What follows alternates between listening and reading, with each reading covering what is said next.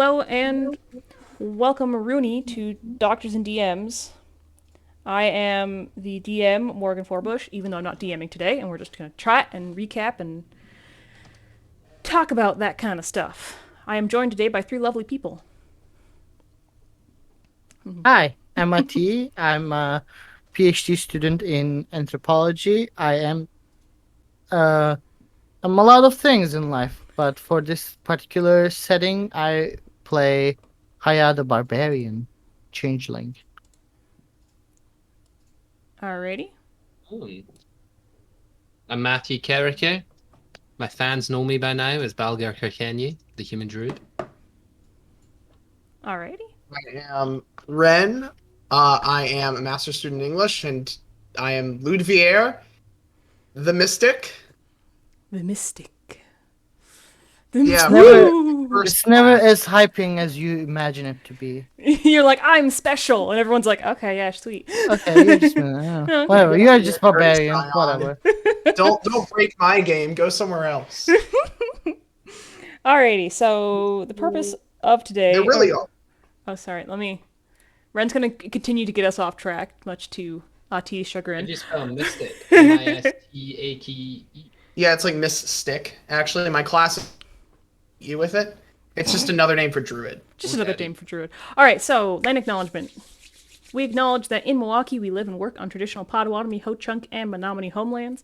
Along the southwest shores of Michigami, part of North America's largest system of freshwater lakes where the Milwaukee, Menominee, and Kinnickinnic rivers meet, and the people of Wisconsin's sovereign Anishinaabe, Ho-Chunk, Menominee, Oneida, and Mohican nations remain present. So with that out of the way, you can see my magic deck box, I realized. But anyway, we are taking today, fans is a strong term. So we're taking today to discuss the campaign, where it's sitting at right now, and the future of it. Because things are happening. Things have happened. Things will be happening. Things will be happening. So for people who are watching who don't know, I will be having a child in the next month. So I will be leaving. This is my last time being here for the next month. So there will not be any more of this campaign starting next week on the 8th and then going to November 5th. So, in the interim, there's going to be at least one shot and then a few XL DMs from Matthew. And then, so just keep an eye on the social medias and you will learn what is going on. Can somebody ban PH David in the chat, please? I don't like his Let me particular see. flavor of. You don't get to pick and choose your fans, Matthew. This is why I don't have moderation power. You don't have moderation power because you didn't ask for it. Don't turn it into something it I isn't. know my own limits. Moderate So myself. that's what's going on right now. So keep an eye on PH David. We'll be updating the social medias with what we're doing. Just watch him to an amazing degree. Yes. Always watch David. Yes. You never know what he's up to. And he might join us for one of the one shots. We may never know. Also, with there might be some inclusions of other Serious Play members if they can, make one Friday rather than the whole campaign. We will gladly welcome them. Or at least I won't. You guys will, because I won't be here.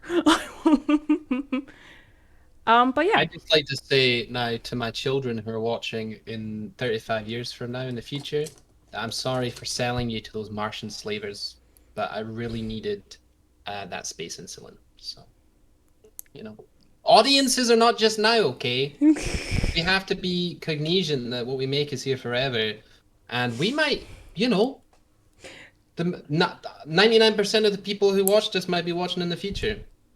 Somebody please clip this so it's not something that Matthew can outlive. I will leave that. I will leave that to Matt. That being said, Yes. how are we feeling about the status of the campaign? So I'll do How a are little. we feeling it? We can do a small recap, I think. You guys are in a town. You were gonna go look. Hi, Heartcell. You were gonna go look for Carl, Jarl's brother, And then on the way there, you got to a church, and then Jarl got eaten by a wormhole, pretty much. And now you guys are kind of I wouldn't say you're kind of floundering. Partially my fault, partially just the makeup of the party, kind of trying to adapt. And then you also have in the background like this mysterious black tablet that you trying to figure out how that got stolen, why that got stolen, etc., etc. Have we considered the reason why the tablet is black is because nobody has charged it? Wow, Matthew, you got jokes. That's good. Yeah. Sorry, You got- guys. You are really on point today. But anyway, so how are I each didn't realize Steve character? Jobs was a character in our campaign, but I guess now Steve Jobs really the big Normally, bad of the campaign. Normally, I wrap this Friday afternoon energy in Balgir's character, but today I am. Usually I play such a brute, but finally I can regard the audience as I usually am. So now you're going to only feed us Balgir's interior monologue, which is in this articulate Shakespearean English. Oh yeah. It just comes out, through the So- filter of. So how are characters feeling? How are players feeling with the current status of the campaign? And we're streaming this because it's kind of a thing that sometimes happens. I feel like we're kind of at a dead end in a way. Yeah. So I agree. So the main problem is that I think when we first started, we we as like you, player, DM, everybody, we failed to connect the party and have a common motivation to do things together beyond like we happen to be at the same time at the same place. And once it didn't work out, it's just like, oh yeah, we're doing it. Like players made the decisions for characters to do it. So and I definitely think that we need a new party and same players, new party, new setting. Not new setting as in a new world, but like a new context. Yeah. We had our job. We had our thing that we were doing. We also hedged our bets on the party not changing for a substantial amount of time. Almost immediately, Eric had to step away, which broke up that conceit. And then after the job was done, I mean, it's difficult. I think we didn't really find another direction. We just kind of, there were people who had direction. There were people who were just like along for the ride for whatever reason. Are you saying I was just along for the ride? Yeah. I'm saying Balgir doesn't need direction. He's a directionless character who can just Balgir's go anywhere. he's a wanderer. Balgir's a jester. Yeah. Maybe Balgir can wander into this new party. Yeah, if you want to So you don't have to take time to make a new character. I don't want to have to find a replacement for this plate. Well, just Yeah, I'll make buy you a make another character that's just like Balgir, but instead of it being Balgir, he's like Balgir's lost cousin trying to find Balgir because Balgir just kind of wandered off in a drunken haze. Guardo. Per my caso. That reminds me of like Sean Connery trying to play a Spaniard in Highlander. I think you just Did did not work. Chris Pratt trying to play Mario. We don't know what that's going to sound like yet, though. That's the important part. That's the big reveal of 2022. But Okay, yes, the question. So, Well, if you want to keep Bulgaria, I think there's no reason not to. yeah, Like, you can find. You would need to do some stuff, but like you're not new to TTRPGs, you'll be able to pull it off. yeah, I'll be fine. well, we're So gonna what kind of bone picking, if this stream is here because I guess we're trying to capture if the TTRPG is a social form, then everything that we think is personal about it is actually a culturally recurring feeling, phenomenal, right? I mean, not everything. Most things. Well, most things, like when you lose a player, and they take with them not just their character, but their ability to cohere the group. Calling out Thomas Malaby, abandoning us much? Well, it's hard to Question mark? it's hard to play a Clip session. this part too. I have to send it to someone. it's hard to play a session with somebody, an academic, who you're studying with, and for them not to exert some sort of authority on the stream. Like, the game is Are you totally saying that I different from exert Thomas authority being. on the stream? Matthew, I'm not studying I you. know, sorry. I am. It's an Okay. ethnography, and you're my subject. So Well, I think like it totally depends on how you feel the other person. Like we were here to play a game. Like, yes, he's my advisor. He's been my professor for a while now, but like, it doesn't necessarily mean that. You know what I mean. Yeah, I think it was a thing. It was a thing though. So And definitely, I think I agree in some capacity that having the figure of Malaby being a player in the campaign, it was not that he exerted energy. It's just that I think ourselves, social hierarchically, went, oh well, we can defer to him because of who he is, and so by that facet, as well as what the character was, what Malaby's character was, the party kind of revolved a little bit around him in some regard. Let me return to a close reading of the text. When we finished up saving the prince in Trishire, and we decided to go out east to find Carl.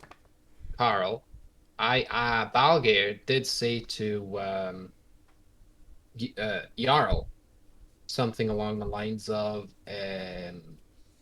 "Oh, how come we're going east? We can find your brother." And that was that. That was that's So, in Matthew- the episode somewhere. yeah, Matthew. When you say in that particular accent, it doesn't always like understood. Actually, Eddie doesn't Sometimes- quite. you need a So better mic, sometimes, that's what I'm being told. sometimes you say things and they're there, like floating, and my Wait, brain so what- doesn't catch it. What Balgeir said was, "Oh, is that why we're going out east to find your brother?" Oh, that wasn't that long of a sentence. That we're going to east find your brother. Yeah, sounds like a cool. Today we found out Amazing roleplay. that someone with a My Scottish point accent can have R's. here, the reason why I did that close reading of that episode was because once we did save the prince, right? Like it or not, Jarl the Oak became the character who was drawing up the next arc, right? Uh-huh. At that point. And then what happened was summer came to an end, and Professor Dr. Malaby's, responsibilities naturally, of course, took hold. And then there was a hole, literally a hole left, Quite literally. right? I made After a hole. he can, this stuff writes itself. Well, no, actually, it doesn't. That's kind of the point. But yeah, and I think for me, what I should have done is I should have just made you fugitives when the tablet disappeared. Just made you fugitives, and then you would have been like, "Well, we have to clear our names and find the tablet," and then that could have gotten you into the actual arc of Well, the interesting. Always world. have.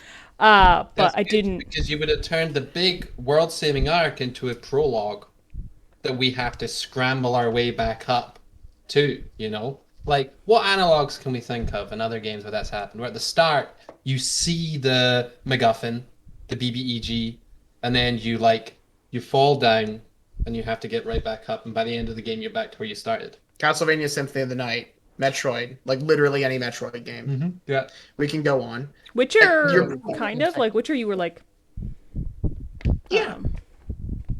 You're like a big deal, and then Kai Morin falls, and you're like, well, fuck, I'm not. Now I have to, like, fix this shit. yeah. Yeah. No, And I mean, I that's. feel like that's I should have. criticism. I could have done that, but then like you guys were a little bit more murder hobo-y than I was expecting.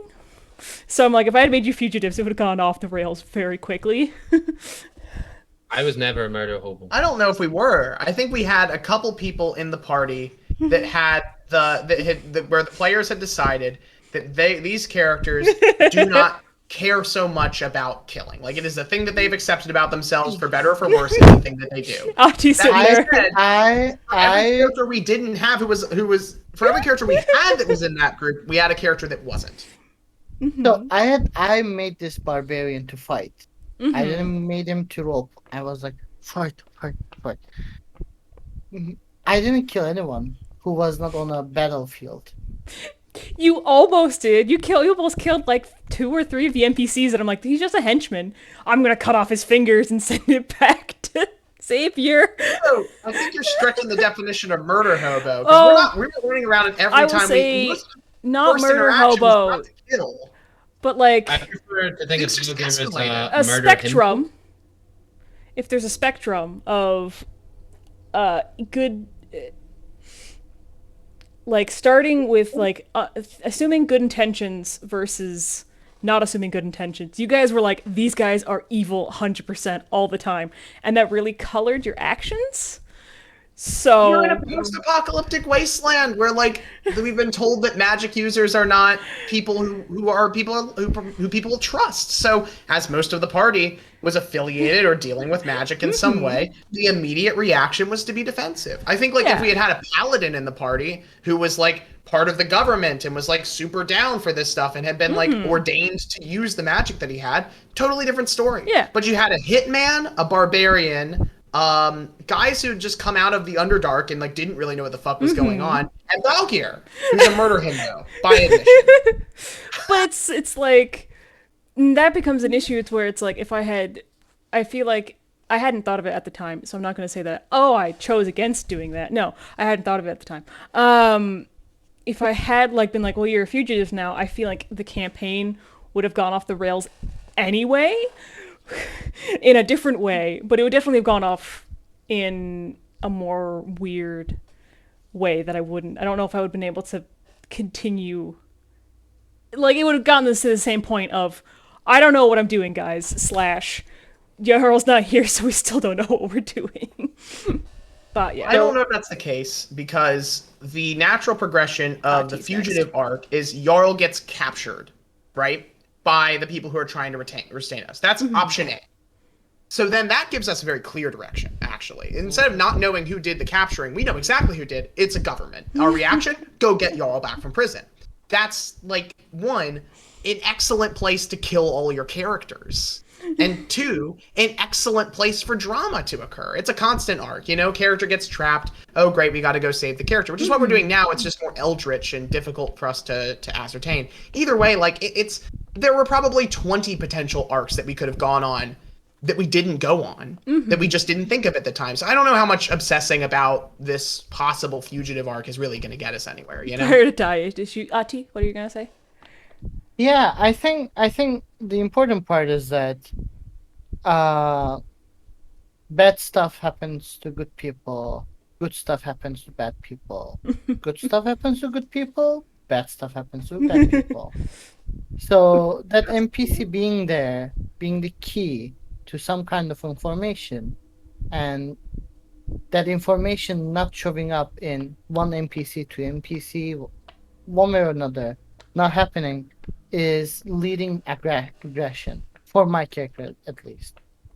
It's like, how many more person I have to see to get something, because I'm in a cavern or a cave, and these people are doing one way or another, working for the church or the religious group, whatever they're doing, right?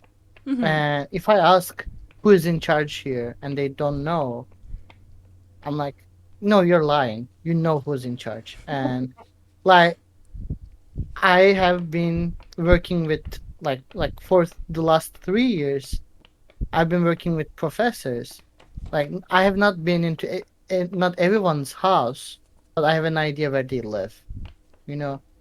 And not saying like I have the addresses on my Google Maps and like I'm ready to go, but like I have those kind of simple information about them. So if I'm going to an NPC, who's your boss? And the NPC is like, yeah, no. Like, yeah, no, you're dying because you're just not talking to me. And if you think your life isn't good enough to tell me something, You know you're dying because you're risking your life and you're taking that. So I'm playing a necromancer, a level 20 necromancer wizard, and his point of view about life has always been, if you're risking it, I have every chance and right to take it. Like, if you're defending your city for one way or another, you're risking your life, and I'll get it. No, no, a bit harsh way, in a bit harsh way, you know. So it's about same principles work for my any of my characters. If I'm asking you, where's the house? You're like, no. Like, okay. So, and there's a murder hobo perspective to it. I'm not saying there's not, but also like it's D&D. You sometimes kill people. I personally felt a little bit uncomfortable in the last session, knowing that I was caught between Haya, who was going to kill anything that he saw, and an NPC whose life I was admittedly trying to save, but would not talk to me and try to escape. I had to tie her up, and then she tried to leave, and then I had to catch her and tackle her to the ground. But I was doing that because it was the lesser evil, right, compared to what Haya was going to do. And that's what Balgair had to do because he's an honorable alcoholic. He's an honorable alcoholic. Yeah, and for me, that's something that I wouldn't like. I play paladins. I'm a paladin incarnate. I don't know if you guys know this. I'm a paladin incarnate. I play paladins. I like paladins. I think I play them very well. So for me to go, to be like, oh, I'm just gonna go kill this guy because he's not telling me what I want. That's not something that I would be comfortable with personally, just doing in a game, because that's kind of how I embody the characters I play. But I can kind of understand where Ati's going. So With I like, think one thing D&D and like TTRPGs and BDSM have in common is the consent and communication. mm-hmm. And in no settings we set up boundaries. What it means to play together, and I think that's a mistake on all of us as well. We didn't talk about what we were comfortable doing with and that's together. and that's one of the things, like, we didn't, because you built your character for fighting. I don't like doing encounters in 5e. I detest it because they're so slow and they're boring to me. And I put a lot of work into them for my players typically to just go to kind of check out. So usually I don't do encounters in 5e very much. And that's something that, like, with that's something 5e that is- we should have talked about. Yeah. That's something I carried over from 4th edition as well. If we weren't going to do encounters, I wouldn't make a barbarian. I would make a much more utility purpose character. I wouldn't have made the character I made either, because I could have built a mystic that was good for non-combat stuff, and there's non-combat stuff I was able to do, but like most of my kit was designed to support people in combat. And so and that's how 5e's built. That's the thing. 5e, It's like, yeah. I'm not sure 5e was the environment for us. I was told that I needed to do 5e, so I did That was 5e. But yeah, because I've played D&D before. I played D&D with a table of 8. And if you have DM'd a table of 8, doing encounters constantly is bad. It just takes a long time.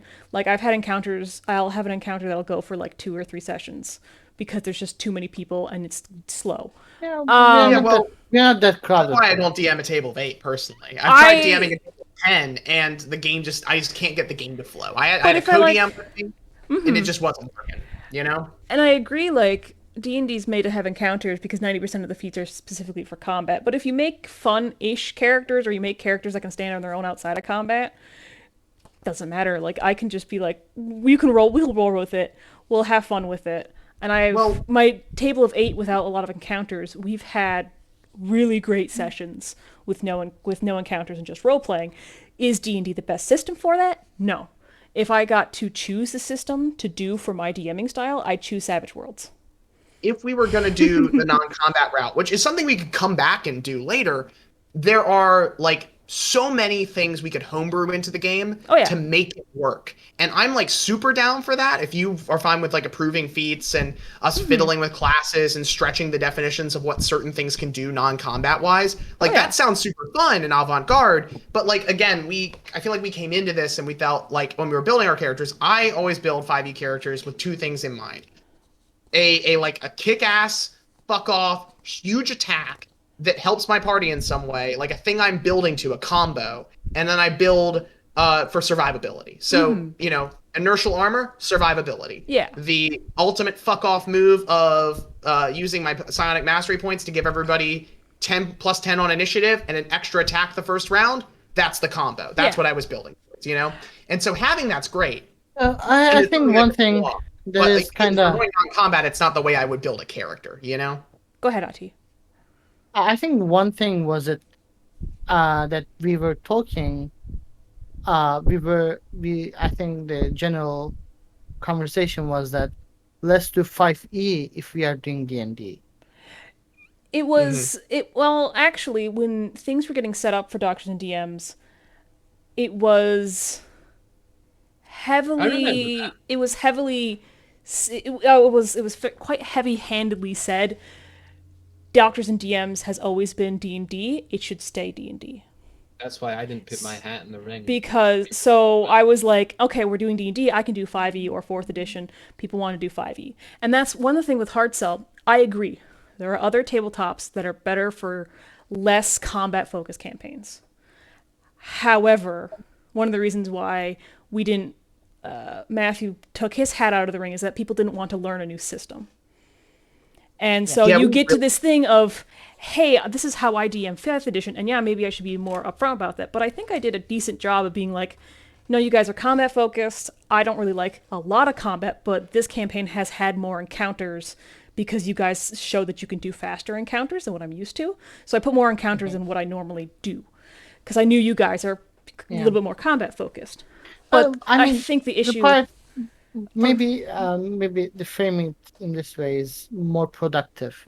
We could have still focused on non-combat encounters, but this is the first time I heard you saying that you don't like combat encounters. I've said I it think this is before. the second time for me. The first time Second I or heard it third. was in the session we had our first combat encounter, Yeah. but it has been a while.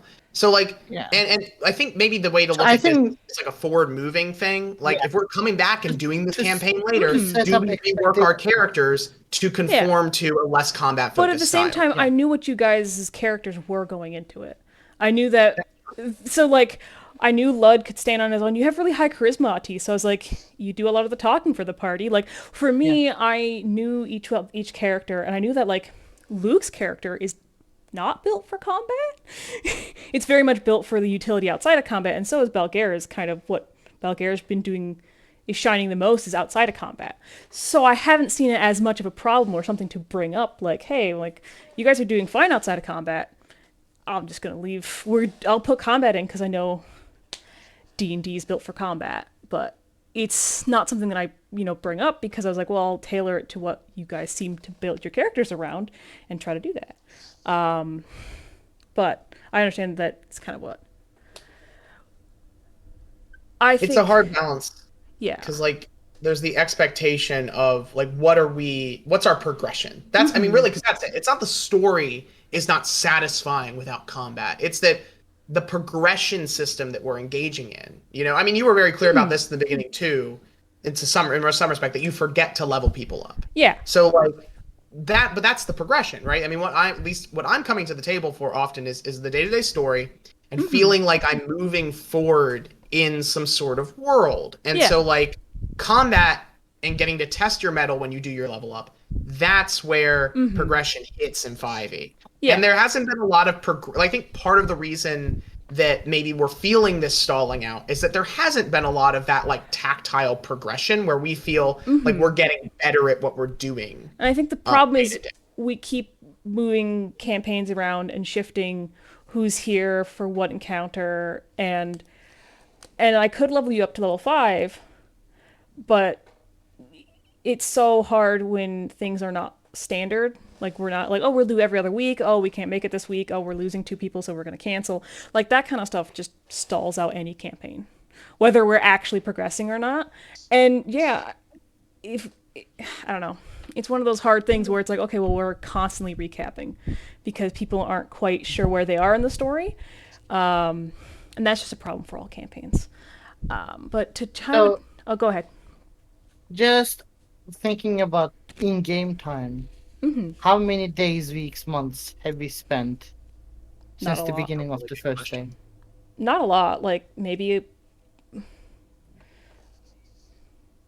a month and a half, Okay. maybe. It's much more than I expected. Yeah, Well, it's same. like there's a lot of travel time in that. Yeah, that too. So- That too. But kind of talking about David's thing for building a campaign. Let me read it, actually. Like, even if If D&D is that's like- oriented towards the encounter, would it be possible to create a campaign that doesn't? Yes. And I think the base version of 5e can do that. You can just say, make a character, and we're not really doing encounters, so you can base your characters around that. However, it doesn't work very well in comparison to other campaigns. It all comes down to the win condition component. There's no clear win condition except scaling your character in 5e. That's what you're doing. Your goal is to Yeah. get your ass to level 20 as quickly as possible. But like that is that's- the goal. The mechanics of D&D 5e lay out. So Yes. the problem with plug and play 5e without combat is your DM has to have another experience system and a way of scaling experience for non-combat encounters. So if you run into a couple trolls and they're guarding their castle, So technically Then, like, speaking, you that- can do the experience points, or you can do arcs, like moments in arc. well, So yeah, you can when do you that, hit but that's- there, that's a- when you come there, regardless you had an encounter or not, you say my players have spent enough time, has gained enough experience, thus leveling up. right, So- but that's a soft XP system that isn't inbuilt to 5e It is. versus No. the inbuilt XP system. It is. No, it is. It is. It It is. is It is, both. it is specifically stated. You can either Okay. do milestone levels XP? or XP Yeah. levels. It specifically Okay. I states. didn't And when you know build that your was character and stated. beyond, you have to pick which one you do. Is that like a footnote in like one of the subsections that No. doesn't really get as much attention? Because it doesn't feel like It's- the times I've read the book, it's not like I haven't. It's probably in paragraph form above the XP table. Oh, yeah, that would explain that because the XP table takes. But either way, the rhetorical like significance of the 5e handbook is really based Yeah. in those XP numbers, and that's like so. Yeah, there's another option, but still, the DM has to like you have to find a way of figuring out what a milestone means. Your players have to agree on what a milestone means. And you also have to figure out, kind of on some level, yeah, I think they do. On some level, you have to buy into I that. think it depends on player. Because for me, as a player, my win condition is, hey, this is the motivation for my character.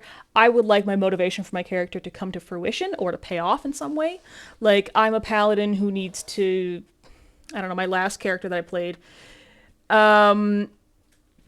it's like completing storylines. That's my win condition for my character. I had a dwarf who wanted to be the very best dwarf that he could ever be because that's what his deity wanted for him. So he was going to go be a dwarf and be cool. And the way to complete the storyline is like him going back to like his dwarven village and being the best dwarf ever. That's his win condition. I didn't actually really care if he actually leveled up or not. I just wanted him to, he just needed to have some learning experiences and such. So I have a question. yeah, it depends on the character. What does a troll's castle look like? I don't know. A It was cave. just a thing for a campaign I watched once. Trolls would only sack and squat in a. Yeah, and then Somebody else's castle. castle, Yeah, so that it that was would what was be- going on. It would be. Imagine you know, in Willow. Have you ever watched Willow? Yes. The castle in Willow that they go to with the trolls. It's that castle. The DM. I do milestone levels up because I don't like keeping track of XP. I'm lazy. I prefer milestones too. Because then everyone is the same level as well. I don't like having players at different levels. I sorry. So, but and I always make sure that the milestones, aren't like few and far between. Even though in this campaign they kind of are, just because of how sporadic this campaign has been put on. But yeah, like XP is a perfectly fine way of doing it if you have that's what your group wants to do. Yeah, and I should clarify when I say things about win conditions and when it relates to this stuff, I am reading the book like as the rules of play. I'm saying like this is the way that D&D is laid out in the guide, not how people play it. I recognize that most people do not play D&D as if it has a win condition. We ignore like that's the thing about D&D, is you read the book so you can ignore it. Yeah. But like there are things in the book that imply very directly that getting XP in higher combat situations is the way that you scale, and that scaling is the goal in the session. It's to to get to a point where you are powerful enough that you complete your story, and that the power that you're deriving is kind of the driving factor of the mechanical system. Even though the narrative system has a different kind of focus, which is getting your dwarf to come back to his town as a as a hero, right? So, there are different factors going into play here. When we're talking about mechanical systems, I'm like kind of doing the close reading thing. Even though I think beyond, like as D&D has progressed and 5e has gotten bigger, you could complicate that by looking at the other books that have been published that really push away from that mechanical digestion that 5e started with. And I think that's in large part because people have been doing actual plays that don't give a shit that much about things like XP. Yeah. Well, it's like, I actually prefer like a system that my friend Seth made called Stars, and the concept is it's milestones mixed with XP. It's like the DM gives an arbitrary amount of stars based on how much you've progressed in a session, and you get them every session, so that's kind of like XP. But because they're arbitrary, they kind of work on the milestone goal. Well, like with Shadowrun, you get a certain amount of not edge. I don't remember what it's called. Street cred? Not street cred. I think street cred's Cyberpunk, isn't it? No, well, there is street cred in Shadowrun, but it's not the same thing. But you get a certain amount. Like, okay. I'm echoing. I don't know why. Maybe I'll just talk quieter. No, I'm still echoing. But like in Shadowrun, you have the system where you basically get points, and those points are the same points that you get in character creation, and then you can go in and change your character however you want, whether that's leveling up a skill or leveling up, a spell or something. So they just pretty much just give you points to put into your character. In Savage Worlds, they kind of operate the same way as your stars, from what you say, Ren. That, like, you get...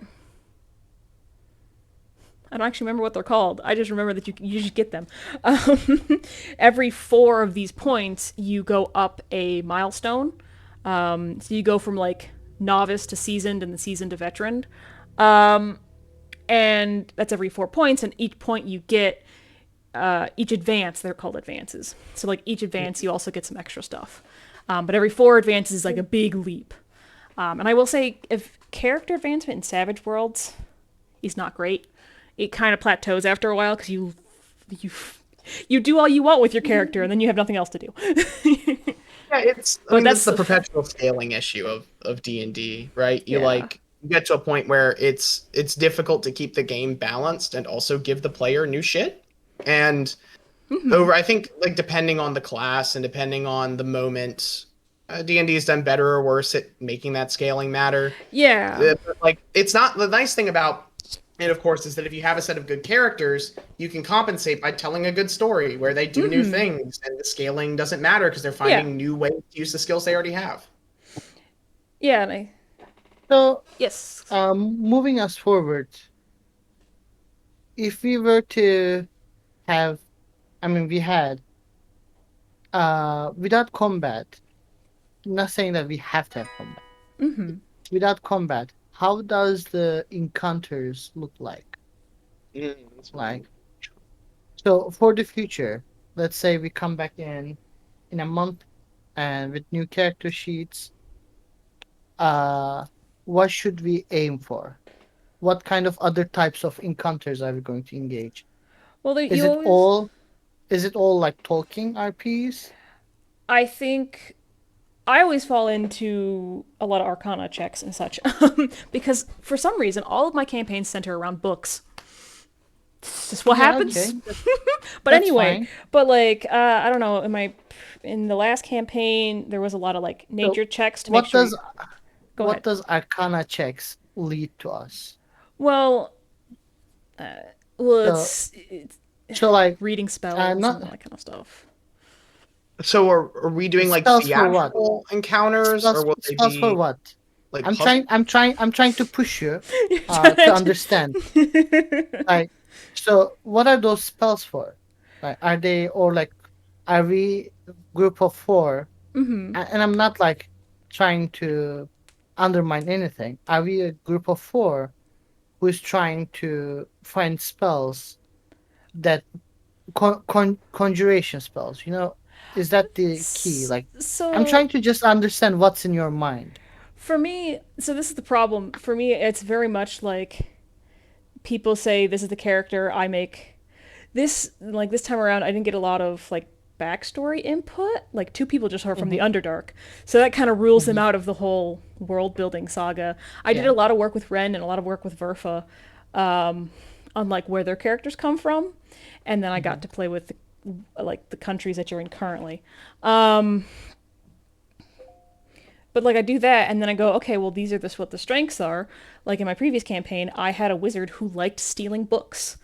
So every time she'd be in a library, she's like, I'm going to steal this book. And I'm like, okay, well, how do I make this book interesting? Well, it's an ancient elvish book that you can't read. And then they happen to come across a drow who could translate the spell for them. And then he's like, well, I'm not going to translate the spell until you can figure out, like, until you solve this issue and show me that you're strong enough to know this spell, sort of thing. And like a lot of Yeah. the stuff, like Arcana checks that way, being like, okay, well, what is this? Can I read it? Nature checks of figuring out, like, I don't know, you could use pretty much just any check that you have, I would use it. So, like history, athletics, charisma, intimidation, all that kind of stuff, because that's what I use, is a lot of those checks. Be like, okay, well, you want to do that, give me this check. That's what I Yeah. typically do. Can I ask you a film question that I think might help us? Yes. So in Hollywood film, every script has to have what we call death stakes. The idea being that, somebody could die if something doesn't go the way it needs to go. That's like save the cat ass, pedantic Hollywood screenwriting. Yeah. So like in these encounters we're engaging with, what are the death stakes? Like if Well- we're going in combat, it's very obvious. You get killed if you don't Yeah. you kill your opponent. What are like for these softer encounters, what are the death stakes? I don't know, not getting, typically for me, it's not getting the information you need to continue onwards, or it's like you get lost. And so you might get into an encounter that way of just being like, well, you're not, you tried to go through this forest and you were lost in this forest. Congratulations. So That kind of we stuff. need to make a party that's tied up enough in the lore of what we're doing so that those stakes matter to us when we get lost or we can't decipher something. Yeah? Because I don't think we're there right now with our party. No, and I think that's mostly my issue, is because I'm like, I don't think I did a good enough job explaining where you were, or like why you were here and that kind of stuff. Well, also it's just a problem of, I don't know, characters not being articulated with the world in a way, because you're all strangers to the land. So, We really did make a party full of people who were like outcasts. yeah, you made a party full of outcasts. That's But- almost exclusive with every other D&D campaign. Yeah, but it's at the same time, it's Or like, RPG. in a campaign that I finished up that I think was really successful, I had characters who were inherently curious. So they were always being like, well, is there a magic shop here? It's like, okay, well, yeah, there's a magic shop here. Okay, I want to go look at it. It's like, well, it's not really like, you're not going to get +1 swords, but you get a cleansing stone. Like, it's a mundane magic store. And like, okay, I'm buying a cleansing stone to clean my warforge. Like, there were characters that were inherently curious to go explore and to go look at things. So I was able to fill out the world a little bit more for them. But like I think sending you like on a mission and that kind of stuff doesn't give me a chance to really just have you explore the world in a way, or like because your characters are kind of like Lud is very like do this, go do the thing. He doesn't really have the chance or the character to go and explore a city to give you a lot of like He's an objective focused yes. guy. He is the tactician. Yeah. We need to do X. This is how we're getting to X. So it doesn't really create I think who said whatever theorist it was, it doesn't really get the traction. You need other characters like Balgir around, or Haya to some extent around to like build out, who are going to investigate things outside Yeah. of like their own mindset of the direction that they're going. Yeah, Yeah. and I've said to Matthew a couple times that I wish I had made a character for this campaign that was more batshit, that was more off the wall, that I could like act out. Yeah. They're so, like you said, he's very single-minded. He's very focused. That's what he's doing. A character that's more insane, for lack of a better word, is able to do things like I have a character named Erebus in one of the other campaigns I'm in, who's a kid who's a ranger. So he's like 12 years old, going, ooh, what's that? Ooh, what's that? Ooh, what's that? And it's well like some chance to be active. like Verfa was very good in going just throwing me curveballs of like I'm licking this rock. What is it? So so then I'm like, okay, well let me think of some geology. And this campaign has more lore based in the geology of the world at this point than anything else. Because that's just what he was focused on. So and I also like try to give you clues, being like, okay, well, you know that this is from the Elvish area because it has sulfur on it. So it's like a volcanic area, that kind of stuff. Like kind of build out that way, but it's hard for me as a DM because I do a lot of bouncing off characters. So if the characters aren't bouncing, I cannot bounce. So it's a shortcoming in my regard, you know. So Is it if you were to continue this game, in this this particular in with the party or with the world? this party continuing their story, how would the steps to solving the big puzzle of shadowing will unfold? Will it always be like one clue leading to the other, and like would everyone we see be dead by other forces, be killed by other sources before we get to it? That's what has been. Oh no, no, it wouldn't. I'm genuinely trying to understand what you imagine to Yeah. happen in the world and So what's not working out. So before I go into that, you guys have to decide if you are going to continue playing with your characters. I don't want to play with, because I told you this before, and like one character trauma was fine with Carl, but I don't think in a sane, safe, in a coherent way I can play Haya Okay. after losing his both like his like stepbrothers, stepfather, whatever you name it, right?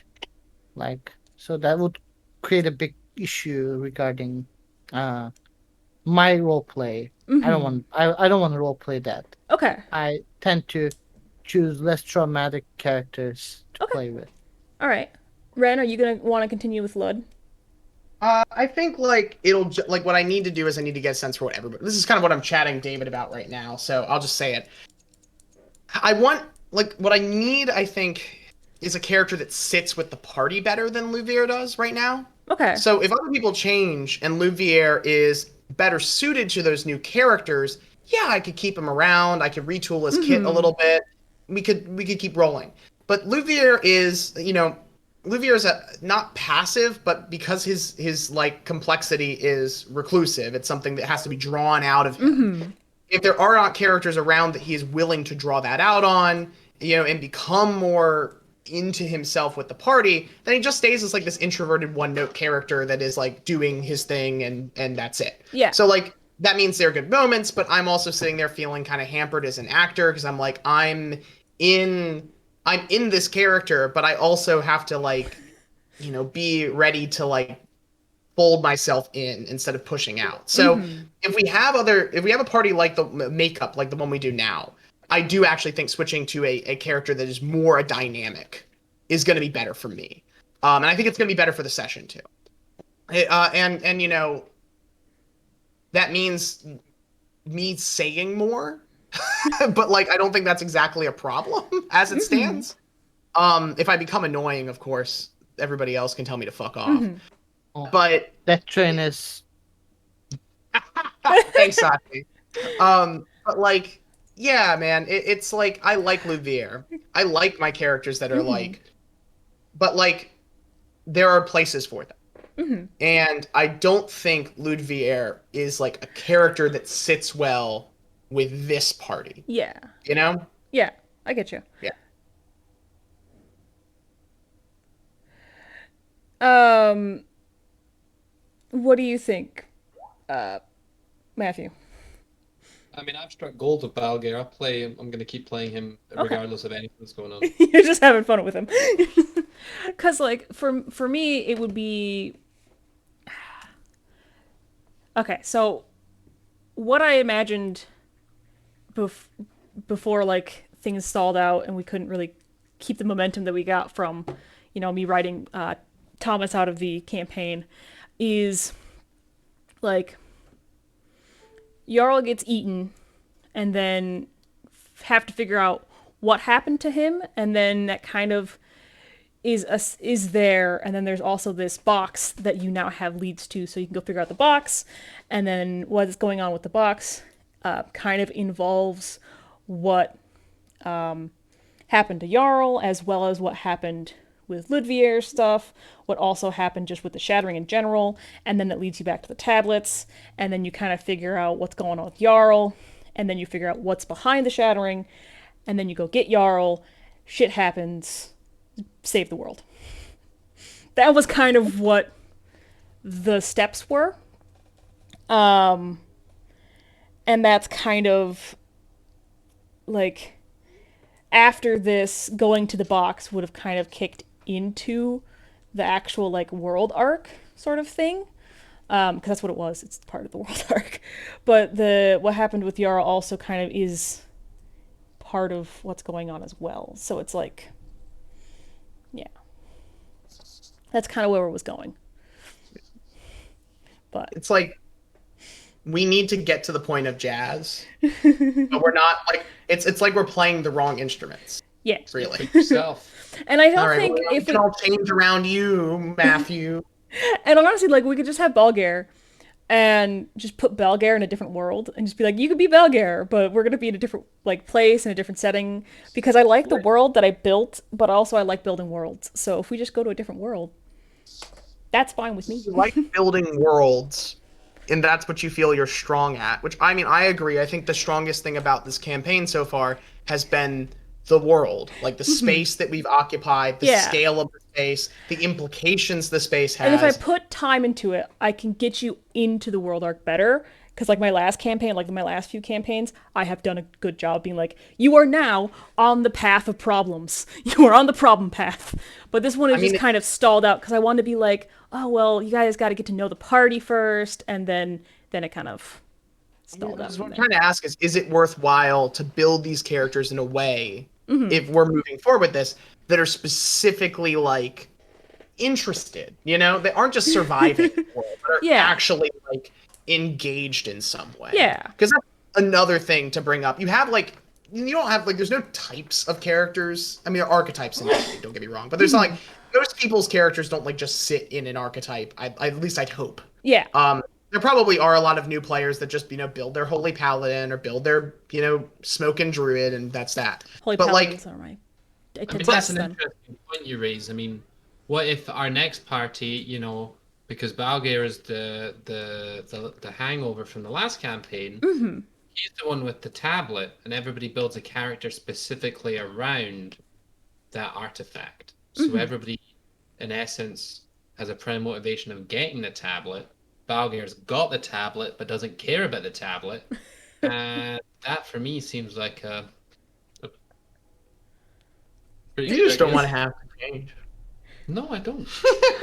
And like Balgar has an interesting enough like personal background. When you're just like, oh, by the way, like druids in my clan like are seen to die and like come back again. I'm like, that's really cool, Balgare. I wish I would have known that. Like you have such interesting tidbits of backstory that come out about Balgare, and I'm like, oh hey. But Yeah, sure. I mean, but I mean, if that's because what it does is it answers all of the questions, right? It gives a non-combat reason to build a party, right? Everybody has an angle into this artifact. It maintains the arc from this party into the next one because the tablet remains within somebody's possession. I get to keep playing Balgare because I am the person who has the tablet, right? I mean, that just seems like a pretty simple way to go forward that encapsulates all of the things that we want to do with this campaign, right? I'm a little bit like so I think one of the things that I think that at the apocalypse is the thing that doesn't gel. That's the one thing I'm not thinking, like how we get there, right? Because like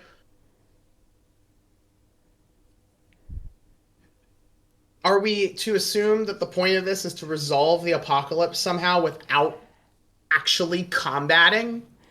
Because I'm oh, down for that. I just need to know, like at the get-go, that, like, yes, there's going to be an option to resolve the apocalypse by the power of friendship, you know? yeah.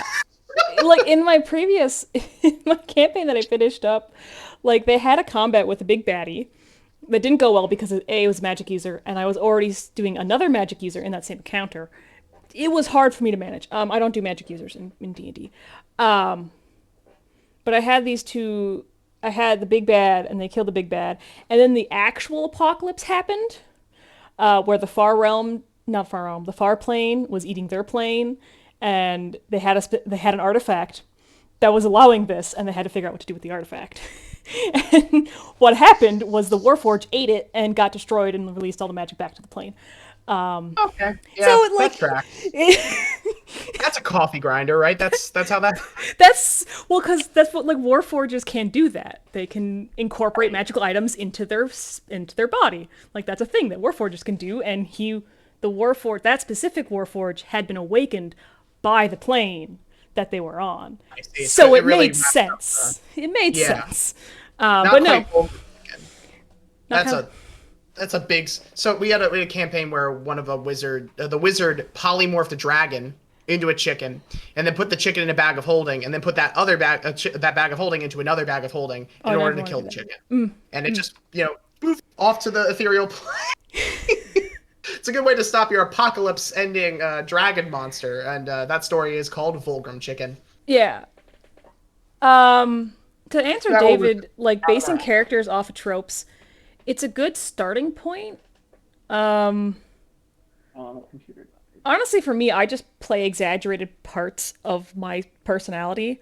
So if I like like I want to play a Tabaxi that has all of my curiosity because that's what the cat gods ordained that Tabaxi to be. It's just very curious. Um, whereas like my paladins are kind of just like heightened senses of morality. So it's like that's kind of how I play characters, and I know that's not necessarily it's how I like to play characters. It's not necessarily the best way of playing characters. That's like the intro writer's way of writing any Yeah. character. Until we get good enough to be genuinely, decently empathetic with people in the world enough to try and understand how they act. The best thing you can do as a writer is to take a part of yourself and like try to imagine that as its own person. Like that's how I started doing screenplay writing. Is I started writing my main characters as like a section of myself diverged and then kind of wrapped themselves around, and Well, even like it works pretty well. yeah, and Yeah. I think I make certain characters more compelling. Like for me, I do like this is how this character plays, and then their backstory factors into certain things. Like I play a lot of paladins, but they all have different backstories. Would you like to bring the cat on camera? Since you're showing him off. Cat. What a good baby. He gets one appearance per stream. Yes. Yes, your going rate is very expensive. but yeah, like I go, okay, well this is a Minotaur character who is going to do Minotaur things, but the reason why he's here is because he was a super weak person, but he's a paladin, so he has all these paladin traits, but he also has like an inferiority complex because he's a very weak minotaur, but he's still a minotaur, so he's not actually that weak. He's just a weak minotaur. So it's kind of, I don't know. But yeah, I am, like, I like the character. And I'm not saying that there's going to be no encounters, because that's impossible. It's literally impossible to have no encounters. Is But it? it's not impossible. One place to do that's right here. So that's why I was asking, like, what are your death stakes, right? Because Yeah. the point is not that you're always going to die, but that there's always the possibility of something as bad as death, Yeah. right? Like, Yeah. and or that's what creates a very baseline level of tension in a story. That's why Sword Art Online, the second arc of Sword Art Online, doesn't work, because they set up the death stakes in the first one to be like perfect, and then the second one has no fucking death stakes. You know? And I think for me, like, the death stakes are, like, in this campaign, it kind of was like, you get enough deaths, you get enough, like, strikes against you, and the world ends. Like, Pretty good death stakes. Yeah, I would it's say that. like, if you don't, like, you don't figure out, like, if you don't figure out what's going on with the Jarl thing, or like with Ludvier's thing, or like you don't explore like the box and try to get the tablet back, all of these things kind of check off a list to the apocalypse. So that's kind of how I was doing. That's kind of how I was thinking about it. But at the same point, it's like, I didn't get you on that track. I kind of got you on that track, but no one was really interested in that track. I was like, there's a tablet. It got stolen. It looks suspicious. I didn't quite push you. Difficult to, it's always difficult to raise the stakes so high, so quickly without group cohesion, which should be the Yes. first objective in a campaign, in my opinion. Once you have a group that is internally functional, then you can start to apply external stakes. Yes. And that's kind of why I didn't push it. I was kind of like, here's this tablet that's really suspect. Go and do whatever you want, and it'll come back. So that's why, like, the church thing was a thing. It's like, hey, you found things that relate back to the tablet, and there's weird things happening at this church. Huh. So it's going to be kind of like adding into it, and like with the box, like figuring out what the box is and that kind of stuff. It was meant to be a build-up, but I just don't think that with the characters you currently have, like, I go back to the curiosity sort of thing. They don't have the curiosity or the want to explore that. Like, Ludvier's like, well, I'm not getting paid, so why would I do this? Sort of. Yeah. He's more worried about surviving day to day than he is about saving the world, and that's fair, you know, because like everybody's motivated by different things. But if we know from the start we are here to stop the apocalypse for our own reasons, you build characters that give a shit about stopping the apocalypse. I guess I just kind of came in with an assumption that, like, the way that I build characters is they're always there for good, in a way. They're always there to have a good time, whether that good time is hanging out with the party or saving the world. And they're like, oh, I'm having a good time, I'm getting paid for it. Like, yeah, sure, I'll continue on this path.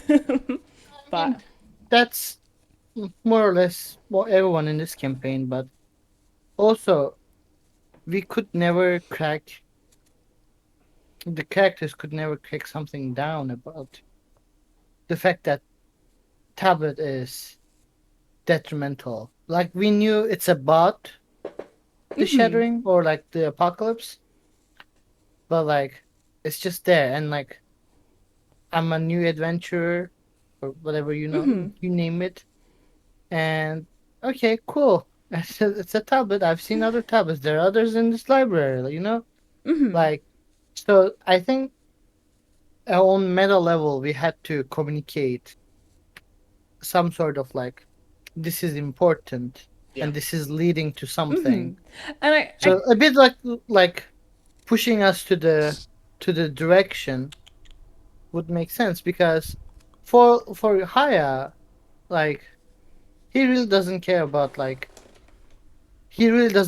what he doesn't know. He's not one of those curious characters. His aim is to find his brother Jarl and Carl, and he is doing that, Yeah. So that kind of a thing is just like, uh, it got blurry. It got blurry, and definitely your style of goodness, and it's a good thing, like that's how you do it. That's fine. It doesn't really like apply to neither neither Haya or Ludwig actually, because We they're could like have on more on the day-to-day basis. So we could have ended up in another place, Oh, oh no, we're still on. All right. Me and in another version of time, me and Ati were the people who dropped this campaign because we had to, and then you end up with a party that is perhaps more interested in going that Yeah. direction. I think Ati's completely right. I think like we're just living like our characters are trying to live their lives and accomplish their goals, and there are people who that's really all they can do. And I think that's kind of where we were at. I'm not sure. Like Jarl, I think could have gotten to the bigger picture. Yeah. Yeah. I think like having like Jarl and Kamiko and Verfa Yeah, all having could have come somewhere to like the that. reason why the order got involved so quickly is because Kamiko was there. And Kamiko is part of, well, indirectly a part of the order. And so like I just kind of was like, well, here's the scribe's order. Like I wanted to like, I was like, oh, I'm gonna get started in involving people's backstory and kind of things, and I liked the idea of having this order. But the problem was Kamiko had to leave so soon that I was like, okay, well now I have to justify the reason why the order is here, and I have to somewhat vouch for them because they're not an evil order. They're just a bureaucratic institution that, they're doing what they're doing, and yeah, they send henchmen after you because they think they have the tablet. Like, it makes sense to a bureaucratic organization. And so, without Kamiko there to kind of constantly be like, no, these guys are fine, it kind of devolved to the point where I'm like, well, okay. Well, I try to be realistic with how institutions work, and it just didn't quite work out because it's not, I don't know. But it I think the was, yeah. order's issue for me at least was, well, one, New Louvier was never going to like them. That was Yeah. Oh sad. no, Olivier was never gonna like them. I knew that. More importantly than that, they're fucking incompetent. Like every Yeah. time they did anything in the campaign, they come off as fucking incompetent. And so Well, like I the was thing never is, sure if that was how I was supposed to read them. but a lot of times when you guys were interacting with, like, Xavier had a very like, this is what I'm gonna do, and he was known for being stupid, like known for being strong-headed. Like, it was a thing that you guys figured out that he was known for being like, no, I'm gonna break into the library and steal your tablet if I want your tablet. But like everyone else that you encountered were just kind of like henchmen. Like, yeah, why Xavier told me to go do this thing, so I did this thing. Or Harold in his, I'm just a scribe, I don't get paid a lot. I took the money and let the tablet get stolen because I needed the money for my kids. Like, that's kind of how I did it. And like when you guys came out of the library and they were really suspicious of you, and you were like, why are they suspicious of me? I'm like, well, you're only supposed to be 3 people, like 2 or 3 people in the library, and you took all 6. Like, it's going to be kind of suspicious. And then the tablet disappears. Like, this is going to be suspicious. It made sense in that regard. I Yeah. don't think that like at the end of the day, the order did make some sense. I was just not like, I think we had Xavier who had some characterization. Yeah. And I think a lot of the other guys really felt like their characterization was, I'm here because this is my job and Yeah. I don't really give a shit. And like That's yeah. cool when you get 1 or 2, but when you get like 5 characters and they're all in that I'm trying to bracket, think. you start feeling kind of like they represent the organization more than Xavier does. Yeah. Sometimes I find it a little reductive when the henchman, when everybody's a henchman, it is sort of it diminishes the idea that I can do anything or talk to anyone because it sort of implies that we're looking for the people who aren't henchmen. I guess. But surely the point is that nobody is a henchman. There is no such thing as a henchman, and if they are a henchman, then they should have another thing going on which you can tap into. But when there's it seems like henchman is a byword for ignore me, you know. Yeah, and I think I used the wrong. Well, I kind of used the term henchman just because it made sense to me. But like Harold, when you guys were interrogating him, you were constantly like, I don't think. Like you didn't get a lot of information out of him, A, because you were scaring the shit out of him. And like he's just a normal dude. And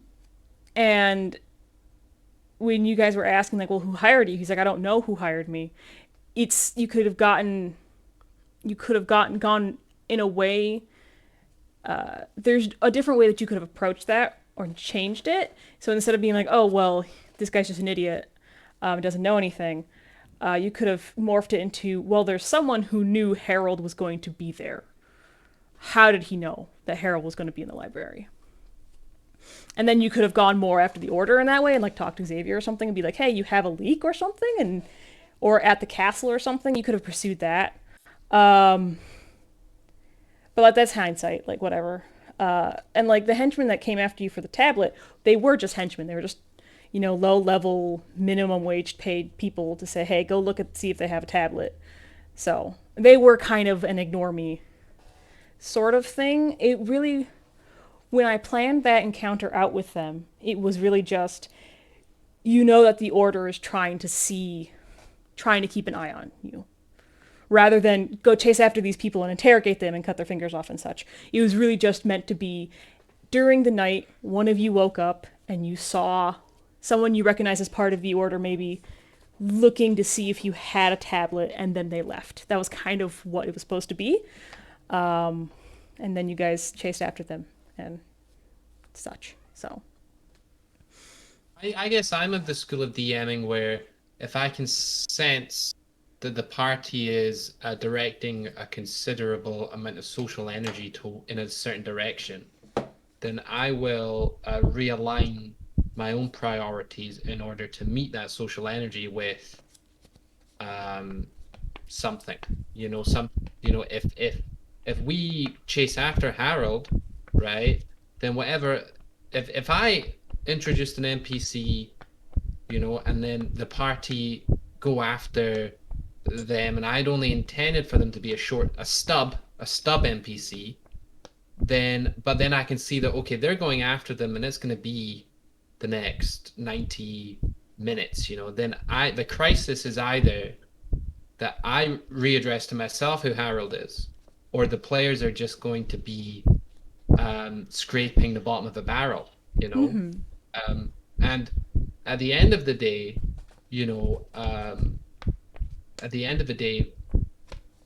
there's only one outcome really to that when you don't redress internally who your NPC is, But that outcome's not necessarily a bad thing. Like, yeah, sure, they're scraping the bottom of the barrel, but it's good. I think sometimes it's good to let people be a little frustrated. I think for me at least, it's just that was every henchman. Like if you chase some guy down, and at the end of the day, he's just a dude, and you've just run this asshole down, and you've been like, well, tell me all this shit, and he just won't talk to you. That's a meaningful encounter if it's not every encounter. Then the player feels bad because they're like, fuck, I just ran this guy down and he has a family. But if every person I run down is, just a guy, then I'm like, well, this is just how I have to operate because I never know when I'm going to happen upon the person who is extraordinary, I guess I don't understand what a normal dude is in a fantasy post-apocalyptic setting. I don't know. Think For me, if somebody is there and they're marked within the world, then there has to be, even if it means that we go off of the encounter, right, off of the definition of the situation. If he's a normal dude and he doesn't know anything about the specific institutional secrets that we're after, but there must be, yes, and there has to be a further place, person, or object to direct us, to, I guess. but I'm also kind of the opinion, like a lot of the times, like with Harold, like for me, like thinking about, because I didn't want it to just be another fantasy world, because when it was, when I was told, hey, you're doing D&D, because it was very heavily like Doctors and DMs have always been D&D, do D&D, I didn't really want it to be a normal fantasy world. I kind of want it to be mundane in the aspect of, hey, this is where people are just trying to survive in. So like, yeah, like I could have done a better job at saying, okay, well, these guys could know more. But at the same point, I'm going to push back a little bit and say, you guys didn't ask necessarily questions that I could give you answers to. Like with the henchmen that you ran down in the woods, you're like, where's Xavier? And they're like, I mean, I can't tell you because I'm sworn to death by it. If I told you, I would literally die. There was no other questions about it. You just kind of went, okay, well, you're useless, leave. Whether it's... No, you could have just like asked other questions next, like adjacent to Xavier, trying to figure out what you could get answers about. Or like with Harold, there's other questions that you could have figured out, or like taken the information that Harold gave you and used it in a meaningful way. And yeah, like I kind of, with the campaign, I kind of wanted it to be more like, this is a bureaucratic organization and this is a castle that's trying to maintain order after things happened, after Apocalypse happened. So it's like, I didn't want to run like a stereotypical everything is fantasy. But I also, I don't know, I just kind of wanted the flavor of mundanity. I think we have the same problem. So I don't think this is something that like if this helps level things out. I could have taken Louvier and just said after the first 2 sessions, I'm not going to do this way. I'm going to change the character. You know, I'm going to make Louvier dynamic. Yeah. I didn't do that. I think maybe that was a mistake on my part. I could have rewritten him, and I think I could have made him more playable. And in the same way, I mean, there's 2 sides of every story here, right? There's us maybe not asking the right questions to not get the characters to come out, but also there's not every character should be wholly reactive. You know, like where we need to like sure, let's say they're sworn to death. You know, but maybe there's one guy who's not so satisfied, so there's an inroad, right? There's priming the player to ask those questions. Yeah. And I think like or utilize the information in different ways.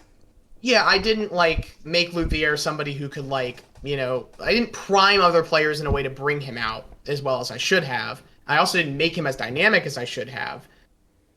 Still, you know, so that's on me. But like there's also the matter of like, okay, you know, this character is acting in this way. So I don't know. I think we shouldn't conflate mundane with like guy doing his job as well. Like there's a lot of different ways. We shouldn't say the opposite of mundane is fantasy. That's what I mean to say.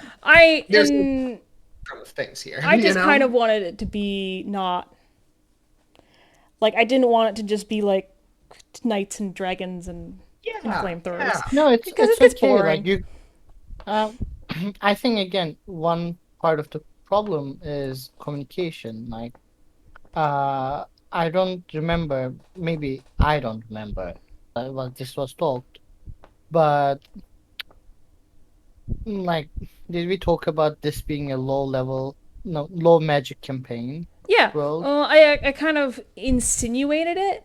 So like talking and setting the setting and implying doesn't always work well. Yeah. And it didn't work well for this context. So I think this conversation we should have had in the beginning, like at session 0. Today we wouldn't have to have this conversation. We would be more like making an announcement about how we are not going to do the campaign for a month. At the same time, I mean, yes, I think the main issue with just this campaign and group in general is some people are in communication outside of D&D more than others. So if like, don't give me that look, Ren. I don't know if that's the. I mean, certainly it's the case. I don't know that's It's every campaign, and Yeah. for the issue, like like when I introduced the campaign, I said, here's the world setting. It's mostly humans. They have this thing with warlocks and artificers that they think they cause the apocalypse.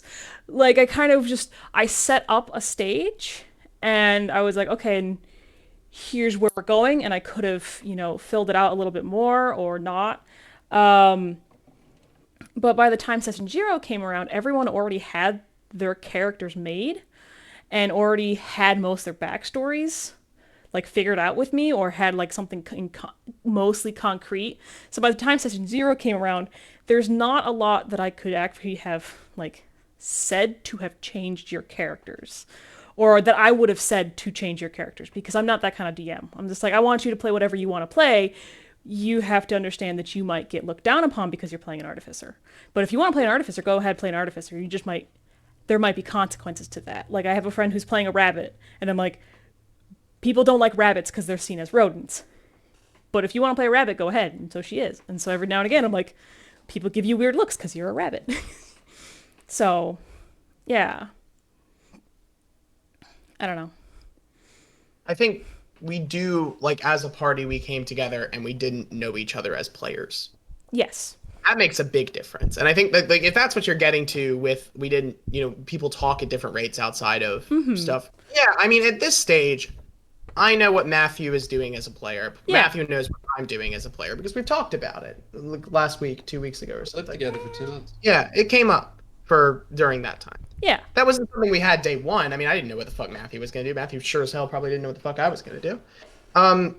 Maybe he did. Maybe Matthew's psychic. Yeah. But like, the point is that like, yeah, I mean, it's different when you have a party of friends who know each other and how they're going to act. It's different when you have a party of newbies and the newbies are just going to play themselves. Like, because that's what first time D&D players do sometimes is they just play themselves or they play this outrageous character that feels like an archetype in the story or they have a character from another piece of media that they want to play, like newbies do cool things. They bring new shit to the table. Sometimes they do weird things that you don't want them to do. But like long and short of it is like I think if we had all had an idea of how each other played, we would have probably had a more cohesive party. And Yeah. I don't know that I mean, Ati and maybe you knew more about how Thomas would play because you had participated in previous D&DMs, correct? No? Okay, I wasn't. Was it just Eric who participated in previous D&DMs, and that was it? Eric was a player. Right. I was a guest player for 2 weeks. Gotcha. Yeah. At the end of their final battle, I was there with a 14th level character. You see, I don't exactly know what we're talking about, and I think we're also being a little bit over emphasizing on some really small details. I mean, for the large part, I had a great time. Yes. Oh, 100%. campaign. I think our internal group dynamics very strong actually between the idea that we all had individual couplets, right, that came together into a group that had a larger ambition. And if sometimes there were miscommunications, it's only because of the digital medium, I think, which doesn't allow us all to be around a table and operate in multiple or manifold dialogues at once, which is especially crucial, I think, for a large group that maybe doesn't in which everybody doesn't know each other or spend as much time together with everybody equally, like think how much different this game could have been if it was around a terrestrial, natural table, The characters would have been different. I think we would have interacted very differently. It's hard to really even approximate it, to be honest. I mean, D&D 5th edition is really not a game that relies on characters having to cohere around a central principle or whatever, You don't think so? Well, No. it's marketed as a very individualistic form Yeah. of heroism. That's fair. Now they suggest that everyone has roles, but in actuality, they pretty much have built the system around you can have whatever party makeup you want. Be careful if you don't have a healer. That's pretty much what the campaign. That's how D&D's built, and that's fine. And I didn't mean to insinuate that maybe I got a little bit defensive because I don't know. It's my campaign, so if it's failing, it's failing. It's my fault, sort of thing. But And it's not. No, It's that's- never just one Yeah. person's fault. so like that's Even I- kind of Unless you are betraying the party as a player, unless you're not. then Yeah. then there- that's your fault individually. But it's never just one person's Yeah, fault. but I don't agree with the idea that it's Morgan's game. well, in most people would like issues brought up can be assigned. Most issues that are brought up in a campaign can be assigned to the DM, not quote unquote doing enough, sort of thing. That's just what I was saying. Most of the It's mess. not. It's most not of the about mess not doing acting enough. and It's can be assigned about to the having janitor. It doesn't different mean that he made the mess. expectations. You guys both talk at the same time. I didn't get either of you. I'm sorry, Matthew. Please go ahead. I said most of the mess in an academic department can be assigned to the janitor. It doesn't mean that he made the mess. That's fair. We're all co-opting this, and it's like become a bit of a mess. I think.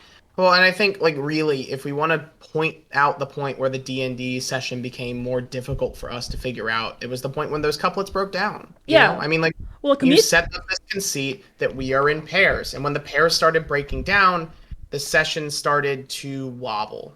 You know. yeah. So, like, I mean, I'm glad Eric took the space that Eric needed, because that should come first. But Oh, it's definitely. it'd be kind of ridiculous for us not to point out that losing Kamiko changed the campaign. Yeah. Pretty sure Eric entered into the campaign saying that they wouldn't be able to continue in the long term. He was unsure.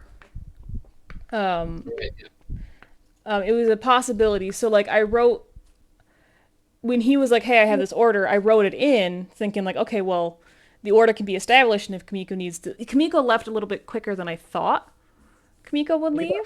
For an arc with Kamiko. Yeah, I first. thought I might be able to get done with the Prince arc with Kamiko I and be like, figured. "Okay, cool." And then order is established. That's in the world. Continue And that onwards. works out a lot better. You can recongeal the party in the next arc. Yeah. As long as Kamiko leaves at the end of a place where you buttressed the campaign. That makes sense. Yeah. Yeah. You see, I'm not a world builder.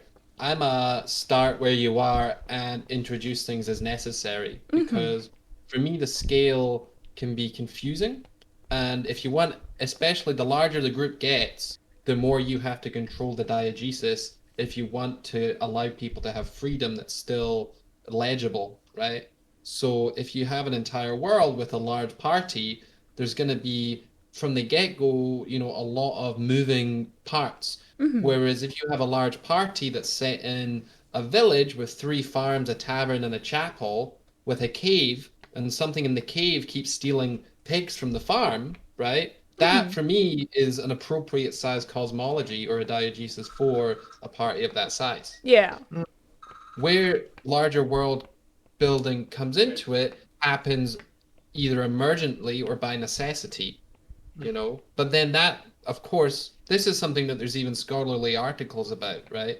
The distinction between world building prior to gameplay or as a result of it. And largely there's 2 distinct camps there.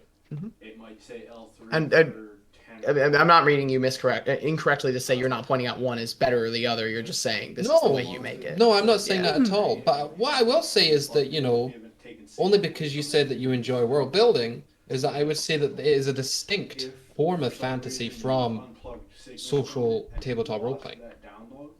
Because world building is often an individual and introverted activity, whereas social tabletop role-playing is an extrovert fantasy, where the fantasy is the result of a social process. But that's kind of why I like A lot of the time there are, just to say that because of those 2 points, that dialectic, right, structurally creates inherently a tension between world building and the social process of fantasy. It was something that I did my fieldwork about in terms of, dungeon masters who have a world in their heads that players come into versus the social processes of socialization, enculturation of or whatever of the world that happen at the table, the metaphor that you bring a player into your world page by page, right? As if they were reading a book or watching a film, knowing that, and that there's already something there to discover, holds open a fantastic promise for, players, but also creates contours and constraints through which they're allowed to socially engage with one another and with that world. And But, anyway. and the thing that I kind of like to explore with, like, when I say I like building worlds, I like building concepts of worlds. Because, like, for the D&D, I was like, okay, well, where are dwarves from? And Verfa was like, well, this is where the dwarves are from, but this is where specifically Verfa's from within the dwarven colonies. I'm over here in this stripped out land area where a bunch of druids live. And that's kind of why I like doing D&D for me and building a world. It's like, hey, this is kind of the concept that I'm going for here, like generally what I'm thinking, what are you thinking? Okay, so this is what you're thinking. We can incorporate that. Like Lud being from Zego, I have a complete like an idea of what Zego is, or Zego, I can't pronounce it, whatever. Because Lud's from there, and he kind of has this idea of what Zego is based on backstories and stuff. One city, really. Yeah. Like we Well, left the rest open, but it's one university town, really. Yeah, but that can also expand to the rest of the place being more like, for me it was more magic. It's the magical area because I'm like, it's this university, and then there's also in the countryside there's more acceptance of magic users and so forth and so on. But you're going to explore that when we eventually got there, but we never got there. The problem is, like, a lot of the world building that I do, it's like, okay, well, I'm going to build this city state that you start in, or like the town that you're in, the country you're in, and then you go and, because everyone's outcasts, it's like, and then eventually you're gonna go to your backstory places and explore those areas of the world that are a little bit more unmysterious. That was the thing with the Ludwig character, right? The idea was there's a trigger. The trigger is, and I thought we were going to get it. I really thought that Verfa would be curious enough that it would happen. That eventually somebody would figure out that Luvier is an automaton, and we'd have this conversation about, Ethel, the real character, and the fake character whose identity he picked up, Ludvier. And that this would be the moment that I could unravel Ludvier's character into its like real eccentric self, because suddenly he has no choice but to be honest with them about these sorts of things, right? Never happened.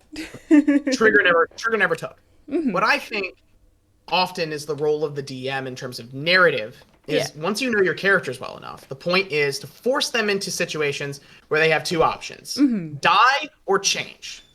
You have no alternative. Either you're in a formative moment where the character has to alter themselves, or choose to stay still and face the consequences. So you're not necessarily writing that moment. You're building up to it. And when you see that opportunity, you feed it, and you go, okay, yes, this is where I'm going. This is the pinpoint. This is where I'm this is the little bit of railroading that I'm doing, right? So you make sure, as the DM, Verfa sees the stuff that makes it clear that Luvier is not human. And now you hope that the other players pick it up and go, oh, okay, we need to do this. It's a lot easier when you have NPCs, but when you're dealing with, because players are fickle, but like you get the point. But I think that sort of thing is like, I think that's how triggers kind of have to be. I don't really know how to negotiate that as a player. Yeah, that's something I'm learning. But like, I feel like that's how triggers should work in a D&D story, where you have these kinds of moments of ample opportunity, the precise moment for the character to transform, And we got one of those. Jarl falls in a hole, Haya has to stand the fuck up or give up, That's a good fucking moment. I think that's the one moment in the campaign that I can point to and say, that happened, you know? Yeah. Can I be rude and ask that we bring this discussion to a conclusion? Yeah, sure. Yeah. Sure. I guess. Yeah, go ahead, ask. You didn't ask. You just said, can I ask? Sorry, that's how you ask for things in the UK. Well, here it's like, can I ask a question? When does the bus get here? You don't even wait till they actually say, yes, you can ask a question. You just say, can I ask a question? Here's the question. um, but I guess end of the day, do you guys? I know Belgair wants to continue. Do you guys want to continue in this world? Yeah. Do you like? Because I could change it in a different like I. Did you hear my suggestion, Atty? Yeah, what did you suggest? I said that if we continue in a new party where Balgair has the tablet but doesn't know its Oh relevance, yeah, I got and that. everybody else builds non-combat characters who all have different reasons and desires for the tablet. Yeah, I mean, for me, the question comes to that, whether if my playstyle matches with the rest of the game. Do you like? Do you want? Because like, I'm not here to like. If you guys want more combat encounters, I can make more combat encounters. I just tend to not fill up sessions with them because they're boring to me sometimes. I think combat encounters are anathema for actual plays, to be honest. I'm not saying let's spend 90% of the time in fights.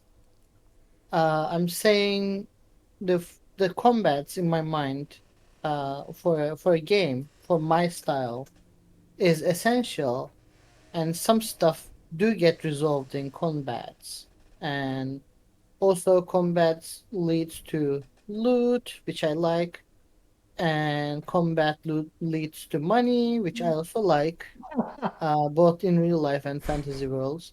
Combat And loot does mean money. Money leads to shiny objects, which I like even more. Uh, so the question for me is whether me being there is meaningful or not. well, I don't. And you don't need to answer that right now. Yeah. There's like a good time between now and the next session, and we Well, I know, can but you've been discuss asking it. that question for 2 sessions already. So I'm sorry. I said you've been asking that question for 2 sessions already. Yeah, and it doesn't necessarily mean that I've been asking a lot of questions in my life, Matthew. I don't have much of an answer to most of them, because I'm indecisive. So yeah, I think I will let you three guys, like Matthew, Ren, Luke, decide what you want to do, and I'll play accordingly, or I'll stop playing accordingly. Okay. Like I I'm don't like having the understanding of that you like loot and that you like combat and such. Like is good to know. Yeah. Because like Yeah. I'm kind of the because when people were like, oh, I have all these cool combat tricks and like the battle master stuff. I'm That, really sorry. My doctor is calling me, and oh, it's important. I have to take it. I'll be back. okay. Keep it to the doctor. And doctors and DMs. Hey, that's Um, good. We I did it. just We can end the show now. We did it. do you think you guys want to continue in 5e?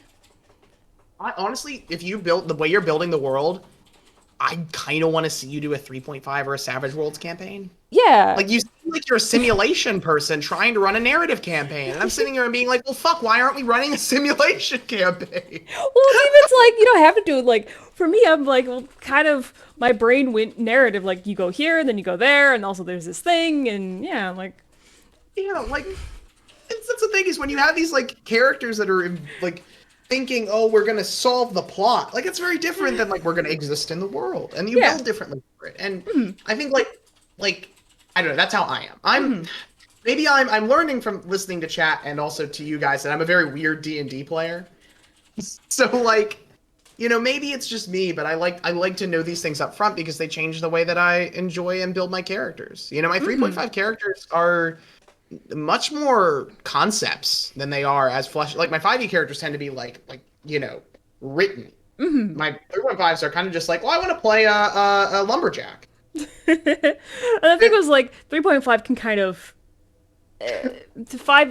we're bumping up against the D&D 5e is not the system for this, but the problem is whenever I go like, hey, we should try a different system, like with my one group that has like 8 players in it, I can't do encounters with 8 people. Yeah. I literally, like, I said, are you guys okay if I do, like, few and far between encounters because there's 8 of you? And they went, yeah, that's fine. And I went, okay, cool. And I'm kind of running into the same issue there as I'm running into here, in that I have a lot more characters that are silent, that are okay being silent. And so I'm like, okay, what are you guys doing? And they just kind of sit there and don't say anything. And I'm like, They're organized for a different field of agency than Yeah. social playing. but it's like the same players that I had last campaign that had characters that were very, very gratuitous. So I'm like, okay, well, they'll play similar characters, and then they haven't. They've made very different characters. So I have to figure that out. It's too much for a session. Yeah, I had an issue where I had like 6. 6 is like a sweet spot for me. In Six like, is too much for me, to be honest. It's like per DM. But I also run narrative campaigns, like short narrative campaigns. So I Yeah. want like 4 or 3, so we can keep everybody on task, and I can do those plot tricks I'm talking about doing. And also, Very like, different, yeah. it depends on also the characters. If the characters, like, if you have a mix of players who are silent and players who are talkative, then you have to make sure you have enough to compensate. Like, if you have 6 players, you have people who want to blend into the background, then they can do that. But in a 4 player or under campaign, you cannot blend into the background. It is very obvious when you are not talking in a 4 player campaign. It feels like you have to have. I don't know what the balance is. Actually, it's probably a really cool project in trying to like different settings and seeing like, okay, well, what really on balance. How many active players and passive players do you need? Because this happens in like every media form. You have players who participate more and players who participate less, and you have to be aware of the fact that those different levels of participation are different levels you build the game for. So this happens a lot in ARGs, right? You have a core demographic of maybe 10 people who are actually playing the game in a 100-person ARG, Yeah. and you have 90 people who are watching. And maybe they play a little bit, but mostly they're just watching other people play, and that's Yeah. how they get their kicks. Same thing happens at the table. I mean, you have people who are like, I'm super invested, and you have people who are like, I'm here to roll some dice and have some fun. There's nothing wrong with those differing levels of immersion. Yeah. You just have to build a group that can work with that. And it's harder online too, I think. And I Have the aura of the table to help you out. Yeah, well, especially silent people in an online game is painful. Because the game that I'm playing with 8 people, I have a gentleman who hasn't played a lot of D&D, but he doesn't have the initiative to talk, but we're not doing video. So he's just kind of this silent entity that's sitting there watching things, and I have to remember he's there. So I'm like, are you having fun? Or are you not having fun? Do you just not know what you're doing? And sometimes I try to include him in things, but it's like a one-word answer. So I'm like, okay, well, how best do I approach you? Do I just ask if you want out the campaign? Because I don't want people to feel obligated to be there if they're not having fun. So all that kind of stuff. But anyway, I think it'd be interesting because you have a month. I have the PDFs of Suede. I can send it out. See if you guys gel with it. Suede is Savage Worlds. It's just the second edition of Savage Worlds is called Suede. I don't know why. Suede. It was built for you. Suede. But yeah, I'll send out Suede, see if you guys gel with it. I can't learn 3.5 in a month, especially with other things going on. Holy Christ! Really, the words are, who can learn 3.5? Well, even like How many books are there? Like, are we at? There are like 50 books at this point. yeah, there's a lot. Well, even lot. so, they're doing an interesting thing. They just actually announced. I'm going to wrap this up and then we can move on to my next point. So I'm going to send out Suede, see if you guys gel with it, are interested in it, would like to pursue it. Because it also would help with like leveling and stuff, because the progression, you can go into non-combat progression if you want to do that. And I can do loots and all that kind of thing and figure out a setting for it. So I'll send that your way, kind of see what you guys are feeling. then we're gonna have a month hiatus for those who were not here. Look for Excel DM by Matthew at least 2 times maybe. He can take off whenever he wants. But like at least next week is going to be Excel DM, and then the 29th is going to be a spoopy one shot by Ren. Apparently, I am committed. It'll be in 5e. It'll be in 5e. Bring your characters. Well, so I should maybe just say for people who are interested in watching or playing, my style, we can talk about this more, but I'll just put this frankly. Everything that happens is not serious. There may be a serious underlying plot, but I'm never one to take the campaign super seriously. So like a crit fail can be ridiculous. A crit can be ridiculous. Like I don't know. I have more fun when I set out a serious plot and then detract from it constantly, which I mean, I think works for some people, and some people are just like, well, what the fuck are we doing? You know? So be ready for insanity and fun. David says it's not serious, but there will be play. Yes. It's the dinner area. So look forward to that. And then when we come back, we're either going to be doing Savage Worlds, or I presume we're going to have a new character group. And we can kind of do a session 0, or maybe you roll up a character and then we come up with a backstory at the 0 session to actually like make sure that people's backstories gel with each other, maybe? I don't know. I have this idea that Balgar walks into a random village and that's where everyone's character is, and Balgar just walks in and causes chaos, and then they walk out with a party. I feel like that's a great idea. Yeah, I mean, I could see it. It just has to like... This has to work. I haven't... You need to talk about it more. No. It's very Balgar, to walk into a group of people he doesn't know and then walk out with a party. That's great. But like, I'm wondering, like, not to lay it all out, but like, why are we, like, what is he doing? Is he just I don't coming? know. He's a wanderer. Maybe he's wandering and he has a tablet and he has people chasing him and he needs to get help, assistance. But who knows? I haven't thought of it yet. It was just the thing that's brewing in my head of Balgar walks into a village, walks out with a party. The last time somebody did something like that in a campaign I was part of, we burned down a forest. So like, I'm down. I'll commit to arson. Don't ask me how going to a village to meet some people turns into arson. I mean, that's kind of the magic of D&D, isn't it? That everything can happen and nothing can happen all at once. Where the people are currently in the campaign is they were told to hang out in a city while the military figures out what to do with them, pretty much. They're like, hey, you guys are weird and we want to keep an eye on you. Just stay in the city for now. And they walked into a West Side Story-esque gang war. I like it. I would love a story, a plot line where Balgar walks into a village. Everybody, in a very public way, almost dies.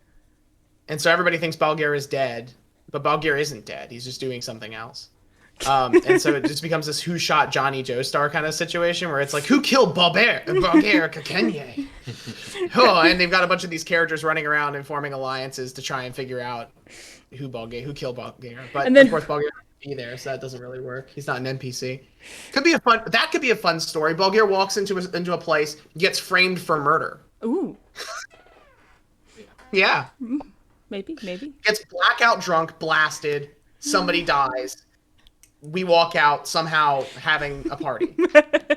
That's a good hook. Yeah. But yeah. That's kind of what I have an idea. So we'll see what happens. In other news, D&D just released that they're going to be releasing a new edition in 2024. Oh my god, are they really? However, they did claim, which I do not believe them, that most of the 5e supplements will be compatible with this new edition. Oh, no fucking way. No, that's not going to happen. That's not going to happen. That is not how Hasbro is going to be like, no. So, what would be the point? Oh, What? I mean, I thought when Tasha Cauldrons came out, that should have just been called 5.5. It should just- Or is that what they're releasing? Are they releasing 5.5 or 6e? They said it will be a new system with new Dungeon Master guides, monster manual, and player handbook. I predict that it will be a system with no dungeon master, player characters, dice, or rules, and it will cost $380. Yes. It might have really nice miniatures, though. That's why it's going to cost $300. Fucking Christ. I could see them doing 5.5 at this point, because 5e is really successful. So I could see them releasing a 5.5, but I don't really know, like, what would 5.5 just be like an advanced version of 5e? And like, I honestly kind of I love 5e is so successful. But I don't like 5e. I've become very jaded with 5e in the limitations, even on combat stuff. Like the limitations, the writing style, the amount of rules interpretations I have to do is very annoying. But I also understand a lot of it's homebrew. Like I've become very jaded with 5th edition. And I'd be happy if they just said, "Fuck you, we're making 6." I agree with what Marcel's saying, by the way. If they put out a 5.5, it's got to have more depth than 5e at this point. Yes. If 5.5 should not be for an intro player. It should be for an intro player who has played 5e. Like, that's what I want. It doesn't have to be super depthful, but for God's sakes, give me something more. Because what 5e excels at is these incredible like places for us to build linear or branching narrative campaigns. Not that that's what every fucking DM wants to do, because most DMs don't want to railroad their players, but like it gives you a space to build a narrative playground because the rules are accessible. But like, God's sakes, they need to, like, if we can make accessible rules that also have complexity, that's ideal. 5e is not good at complexity. like, why can't we just, like, I wish they would add in, like, if they said it, because they're saying, like, oh, it's going to be compatible with 5th edition rulebooks. I'm like, okay, does that mean you're just adding, can you go back and fix all the systems that you added, but you didn't make good? Like, give me a better crafting system. Give me a better downtime system. Fix the backgrounds. Fix the backgrounds. Fix the backgrounds. Fix the backgrounds. That's the thing that really pisses me off, is like, it's the game is built. The game feels to me, like it is built for narrative, and then the backgrounds suck. Yeah. Oh, like all the role-playing aspects are optional. Which is one of my gripes with 5th edition. It's like, hey, you came up with these backgrounds, and they give you the tools to make flaws and ideals and morals. Like, they have all those hooks in there, but there's no reason to use them. You don't have to. And then, like Hardcell said, also, like, fucking, the weapons. They're so limited. You're absolutely right. They're like, it's so, you don't even have, like, like, they could add a real feat that's just exotic weapon. Like, at least give me something that I can use to, like, fight with a frying pan if I want. I mean, like, god damn it. Put it in the book. We're all doing it. We're all homebrewing it. It's an easy feat. You get proficiency in one weapon of your choice. That's it. Like, not one non-weapon of your choice. One non-weapon. There you go. And then you can have somebody who's running around with a fucking bust of Hercules and smacking people with it. Oh, yeah. And it's in the rulebook. It's so easy to fix. I cannot believe they haven't put that out I yet. had such a problem with Tasha's Cauldron of Everything because it was like a live service rule change. Like, they came out, like, Final Fantasy released Shadowbringers and they changed some of the rules. That's fine, because you have to adhere to them, because that's how digital laws work in an online live service game. But D&D's not a live service, and so they're like, here's Tasha's Cauldron of Everything, which has inherently different rules that you can just choose to use, but also you have, then every time someone, you start a new campaign, they're like, can I do Tasha's Cauldron of Everything? And I'm like, I don't know, because I didn't read Tasha's, but it seems fine. And then, like, you get down the road and you're like, oh, Tasha's was not fine. Okay, now what do we do? Positions Incorporated. They released a whole book that's entirely different than the base game, and granted, it was a collaboration with Penny Arcade, but like, frankly, like, there's some cool shit in there. Like, there's a that's like, you can be a businessman, and that's, yeah. But it has an entirely different rule system that is not totally compatible with 5e. So you're sitting there and you're like, like, fuck, I want to be this businessman. I want to use this class for it, but now I got to jiggle it with the existing system Yeah. and my Unless the DM to- DM says and that's another problem with 5th edition, in my opinion, is that they made campaign settings and not expansions. Like 4th edition was like, you want to be a gnome? Here are the stat blocks for gnome. They're sometimes from this plane, but here are the stat blocks you need. Whereas like all that, like the Eberron class that everyone wants to play, are very entrenched in Eberron. So like when I talk to someone and they're like, oh, the world you made has to be really connected to Eberron, and I'm like, why? And he's like, because you have changelings and a lot of artificers and warforged. Like you have to connect it to Eberron. It's like, well, technically I don't, but because of the way 5th edition is written with its campaign settings and its expansions, it's like some players assume. You do whatever you like. Oh yeah. The rules, the books, they afford action, they afford stories. You write whatever you wanna. That's why, Yeah. as a DM, you don't just like do it by the book, like or Oh, by reading the book. in the DM guide and the player's handbook, they have like in bold letters at the beginning of all their intros, DM trumps rules, story trumps rules, sort of thing. So it's always like I can trump things, but the way that they're written, if someone wants to play like the spirit race, they have to it's so ingrained in the spiritual realm of Eberron that's really hard to be like, okay, make me a background that fits outside of Eberron. It's kind of complicated for someone who hasn't played D&D a lot. I think you could ignore all of it and you'd be just fine. Like, you Yes. could just say, don't really care about the Eberron stuff. I'm building a robot man. Bam. You know, like, you can get there. But, like, there is something to be said for the fact that, again, 5e, it appears that the construction of the player that the Wizards of the Coast people are producing is somewhat invested in Eberron's lore Yeah. in order to play an Eberron character. Yeah. And that's kind of... For the Warforged, it's just like, yeah, I'm a robot man. Boom, robot man. You know, that's fun. Yeah. And I had to, like... I had a player who wanted to play a Warforged in a very fantasy setting that was not steampunky like Eberron, so I had to kind of come up with an idea of, well, maybe, yeah, Eberron exists, and someone planeswalked over here, had a Warforged, forgot he existed and left, or gifted him to someone else, or something like that happened. But it was like I purposely made the plane basically Dominaria from Magic, and I was like, everyone wants to come to your plane because it's magical. Magical fun times, half elementals, Warforged, everyone can come to the plane. And we can go planeswalking eventually. That was my original plan, is that they would go planeswalking. Go to a bunch of different planes. But yeah, so like that's kind of one of my main gripes with 5th edition, is that it pigeonholes certain classes, well, like the one class, and then like races to their specific like backgrounds, or ties it very closely to those backgrounds. And if you're a player who doesn't who wants to rely on D&D lore, your DM is going to have to adapt to be like, okay, well, you want to be from Eberron.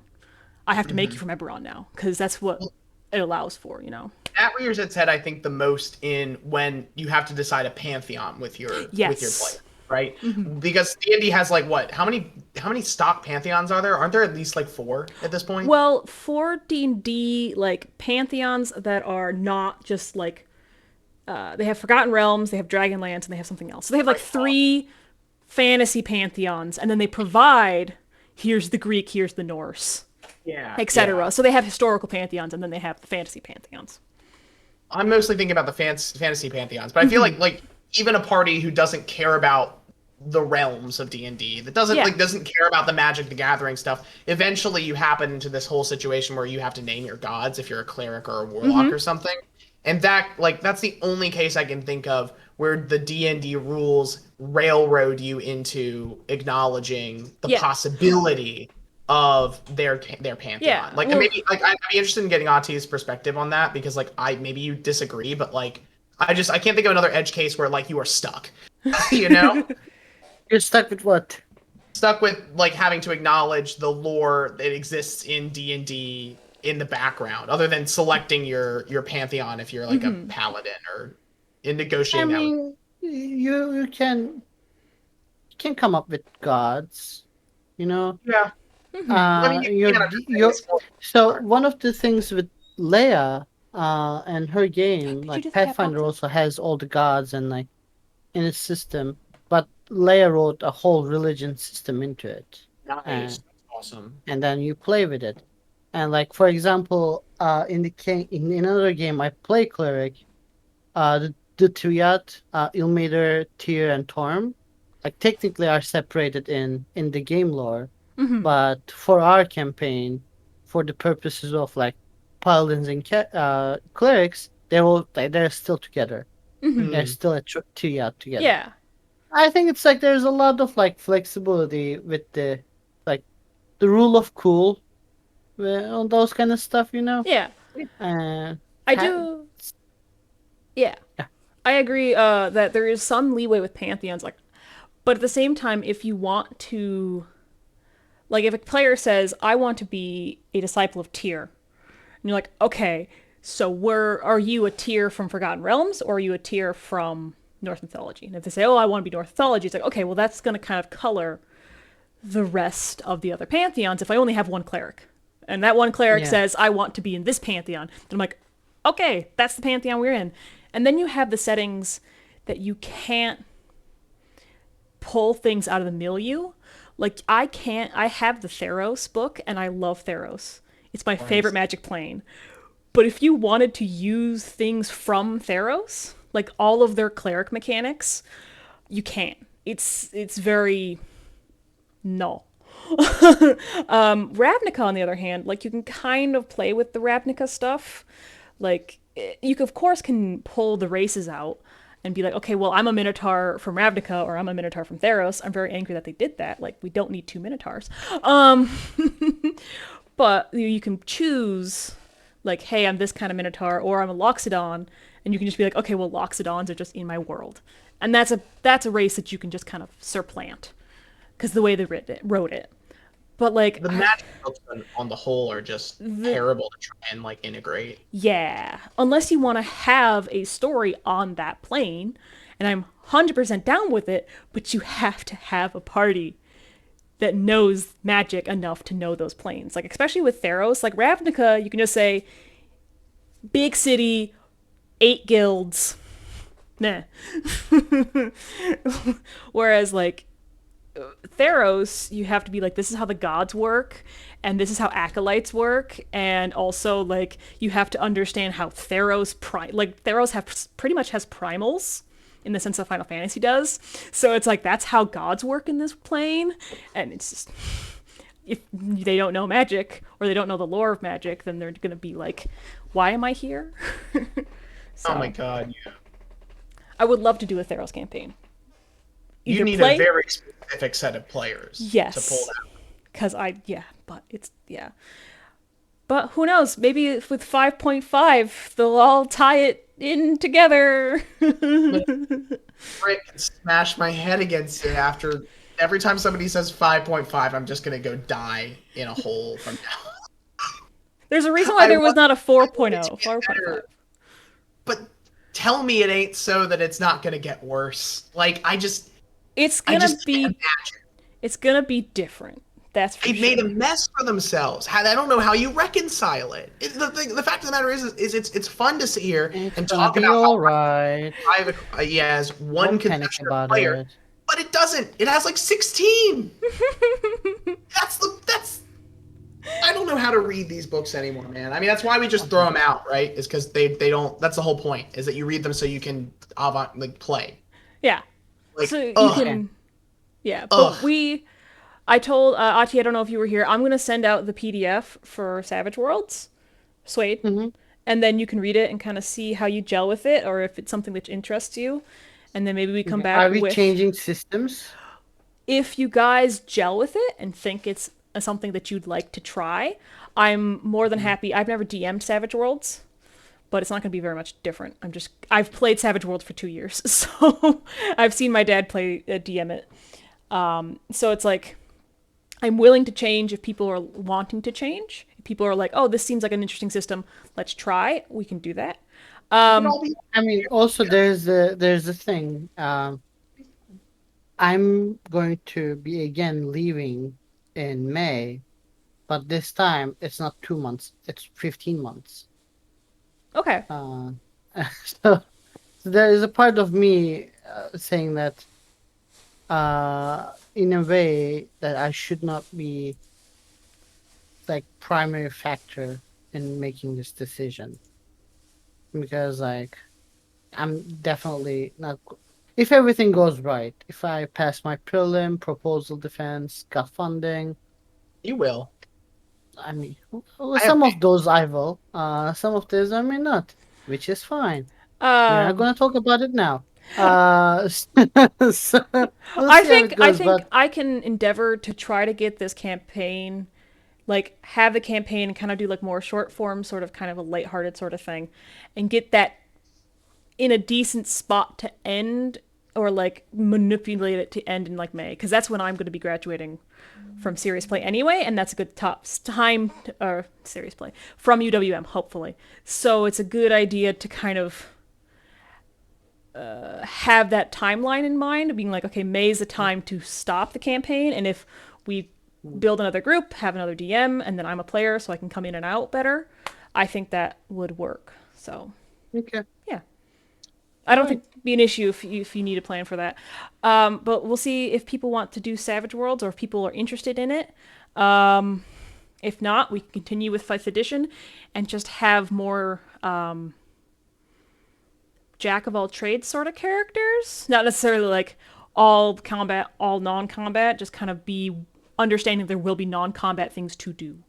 So you can build characters in a way that you'd like to do it that way. Move into Savage Worlds. My philosophy is just going to be I'm going to build something and fuck if it's good. I don't know. Because, like, whenever I start, That's that's how I am whenever I start a new system, is I'm like, I don't know the system, so I'm just going to fucking build something. yeah, You know? and that's Yeah. that's the beauty with Savage Worlds, and I think Belgair will fit just fine in Savage Worlds. You could definitely build Belgair in Savage Worlds. I will have to see if we're gonna be doing Savage Worlds. I'll have to ask my Savage Worlds experts, who I play Savage Worlds with, about their recommendations for like what setting to pick and how best to. Because I know fantasy Savage Worlds can be a little bit iffy, but they have ideas that I can help with them. They can help me with. So, but yeah, I think that's a good spot to end it off.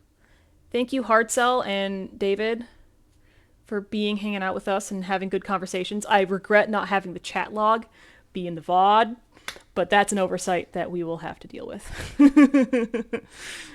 But yeah, any other last points? Matthew, you're doing XLDM next week. Is that for That is sure? correct. That is correct. Okay. And I hope that you have an enjoyable hiatus. Yeah, hopefully. Have a relaxing break, as much, which is not going to be very Just relaxing. put your feet up, just Nice. relax, just forget about everything. I'm sure you're not even going to have to worry about anything at all. Nope, don't have to worry about anything at all. Nope, nothing at all, except for the small one. I mean, But any last words, Ati? Nope. I hope everything goes well for the with the little one. And I'm hoping to see you healthy next time I see you and happy. Yeah. Alrighty, guys, we're gonna end the stream. Have a good one. Enjoy. Don't enjoy. Look forward to the next D&D. So, have a good one. Sayonara.